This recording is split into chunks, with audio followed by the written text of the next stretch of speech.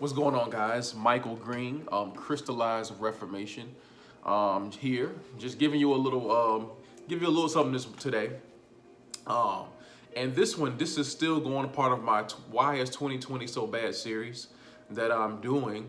And right now, this morning, as I was reading, it was something that was very, very powerful. And God illustrated something to me that I'm reading the book of Jeremiah, by the way, but He illustrated to me something that everything in life results in gardening. Pretty much, there is always going to be the land. So the land is what you put seed into. There's always going to be the landowner or the gardener. All right. If you know how God operates a lot, He always talks about the husband, the bride, and the groom. And this morning he was just showing me His word. I was reading Jeremiah when he was upset with the Israelites. What God did was He was telling them about divorce. Like, so when you're in a marriage and you're with you get married to a woman, y'all become one flesh, which means there's one covenant. And God is saying, I'm the head of that. I am the way, the truth, the life.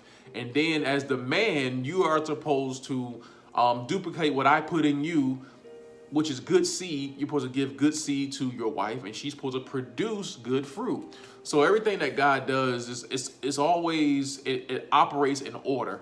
And within that order comes manifestation. So here is if you want to look at another reason why 2020 is a rough year. 2020 you can roughly say it's the manifestation of a lot of bad seeds being sown and now finally uprooting, and they're blossoming, but they're blossoming into bad fruit. And you're seeing a lot of death. You're seeing a lot of carnage with the animals. You're seeing a lot of droughts in the land. You're seeing a lot of necessities, just get squandered away. And we're wondering what is going on. And God is really just trying to say, hey, listen, as a believer, when you said that I believe that Jesus Christ is my Lord and Savior, your life was no longer your own. Pretty much you became my bride. That's what God is saying. You became my bride. But ever since we got married, you've been cheating on me. You've been cheating on me with the world. You've been cheating on me with the lust of the flesh. You've been cheating on me with the pride of life. And because you've been cheating on me, you've still been looking for husband results. And that's just not the case. Life doesn't work it doesn't even work that way in the natural. So for sure it does not work that way in the spiritual. So he was letting the Israelites, he said in Jeremiah 3 verse 1, he say, if a man divorces his wife and she leaves him and marries another man, should he return to her again? Would not the land be completely defiled? But you have lived as a prostitute with many lovers. Would you now return to me? And he bought something on me, man. It was very deep. He showed me, like, really as a man, the key to life. Literally, as a man, the key to life. Ladies, this is good because if you're wondering why relationships don't work, this is going to help you. Man, if you're wondering why relationships don't work, this is going to help us. This is real stuff. So God is, here, I'm going to read it. I wrote it down. I had to write the revelation down. This is going to be very deep. So marriage is like a land. It needs to be taken care of, tendered, watered, and the right seed, not the wrong seed. It's all about the seed. The seed is going to depict what the land produces. This is deep. And the right seeds need to be placed inside of it. If you defile the land, then it will produce what you have put in the ground. Whatever a man sows, that is what he will reap. Your land can be cursed if your actions are cursed. Literally. In America, we see many false gods. So people worship many false gods in America. Number one of them is mammon. Mammon is money. We think everything revolves around money. People have committed suicide because of money. People have left and broken covenant in marriage because of money. People have cheated on spouses because of money. People are literally have injected food with different kind of chemicals that give you diseases and no regard for human life because of money. Money literally has become a god to so many people that is so much a god that people don't even value their life. They don't even value their life, and they don't even value others' life. That's why we have so many conspiracy theories because there's a lot of things that people are out here doing solely for money, for more. Money equals power in this world because that is the driving currency, literally, to give more. So whatever the driving force is for us to get more, that becomes the power. And here in this day, it is money, it is wealth, and that has become a lot of people God. That's why Jesus said in his word, he says, it's really hard for a rich man to come to God. It's easier for a camel, a big animal, to go through the eye of a needle than for a rich man to come to God. So in America, we see many false gods. We cheat on God for other gods, and we live as prostitutes. We have many lovers and then only want to return when we really in deep trouble. So pretty much, we live in a society today where we don't acknowledge God really until we really, really want something. And God is like, no, that is not how this works. If you're going to do that, you need to go ahead and rely on those false gods that you chose over me in the first place. It doesn't work like that, because if you're coming to me for help, then that proves that your God is not real. Your God is not fulfilling. Your God is not who you think your God is. But he's trying to get us to wake up to, like, look, I'm your God. I'm the loyal God. I provide for you. I'm your provider. I'm your redeemer. I'm the way. I'm the truth. I am the life. No one can come through to the Father but through me. As Jesus said, nobody can come to the Father but through me. I am the life. I died. I sacrificed. I'm the only God ever in history that has ever sacrificed my life for you, or sacrificed, period, for you. You can go through history. There is no other God but Jesus that has done that.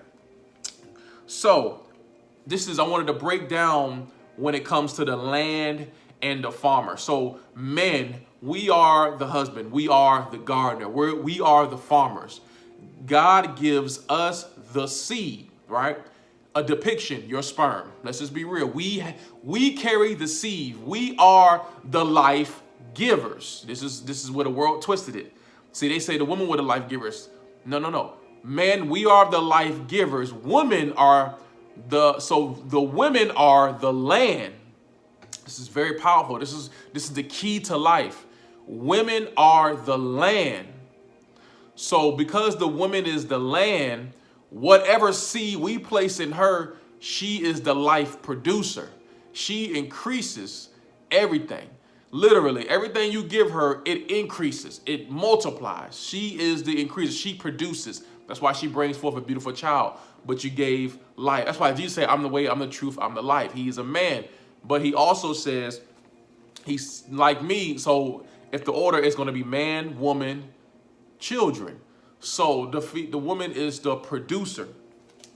So the land you sow into is what you get back. The word, consistency, prayer. So this is how, a lot of things don't work, like relationships or whatever the case may be. But this is even how life itself is just not working. It's because we're living in a land that's cursed. And the only reason the land is cursed is because we are disobeying God. We are not relying on God. We are not acknowledging God only when we're in trouble. And the land is only producing what we put in it. This is very, very key. So this is going to be the reason why you see a lot of things today. So the man is the husband, the gardener, the seed giver, life giver. The woman is the life producer. No question about it. This is why we have gender wars every single day on social media. It's because we have gotten away from the order that God has set. When God made us, he made us in it's a specific order that we had to carry. So this is why life itself has gotten away from us a little bit. God, so here's the order. This is so deep. God is the life giver. We are the land. We produce the life that God has given us. It's a battle for the land. So you as a human being are the land. God is the seed giver. What is happening is Satan is after the land. He's after you. He's after your children. We are the land. You gotta look at this illustration. You as a human being are the land. God is trying to sow life into you so that you produce good seed, good fruit. And by you producing good fruit, you bring forth blessings on your life because you're allowing God to get a return that he is looking for. God is looking for He wishes for nobody to perish, everybody's soul to be saved. And that starts with investing in you, the good seed. But what happens is a lot of us reject the investment. So because we inject God's offer, we already stand condemned. And then we start living a cursed life, because if we're not connected to the source of life, we are going to live life our own, which is going to result in a cursed life, because we don't know what we're doing. We think we do, but we have no clue. God is all wise. He's all powerful. He is wise. His word is his wisdom and his knowledge that he wants to bestow upon us, so that we will know what to do. That's why he says, my people perish because of a lack of knowledge. Okay, so pretty much Satan wants the land to sow bad seeds. The curse of the land, he doesn't want the fruit of God to grow from you, which is good fruit. This is why Jesus was so upset with the fig tree. In the Bible, he walked by a fig tree. The fig tree, it bore no fruit. Jesus was like, I cursed you. He said, you'll never bear fruit again. And the reason why is because that fruit did not give God a good return. He was upset because he did not get a good return from that fruit. And that's what he's looking for in our life. He's looking for a good return. So when God puts a seed in you, your job is to spread it and plant it in the land to other people, which is the land. So that way, God, over time, that seed will grow, and in due time, you will receive a good harvest. But not you. God will receive a good harvest, and the blessing is yours. This is the key to life, y'all. To sow in the land, you must be connected to the life itself. To yield the proper seed, this is the way you can have the proper return. If the land is cursed, then things are out of order and need to be reformed back in order to the right path. This is why God gave me crystallized reformation, which is a solid foundation to reform others back onto the right path. That's why 2020 is the way that it is. That's why even up to 2020, the world has been the way that it has become. It is because we have gotten away from God, and we only call on God when we want something.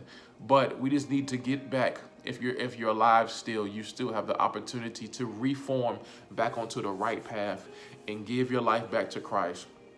Just confess with your mouth and believe in your heart that Jesus Christ is Lord, and reform back onto the right path, so that God can sow those good seeds into you, so that your life will no longer be a curse to others. It'll be a blessing to others. And then God will bless you and your families to the 3rd and 4th generation in the name of Jesus. So this is Mike Green, Crystallized Reformation, coming back to you with another one. This is going to be a part of the series, Why is 2020 So Bad? And definitely stay tuned, be blessed, be safe, and literally keep God first in life.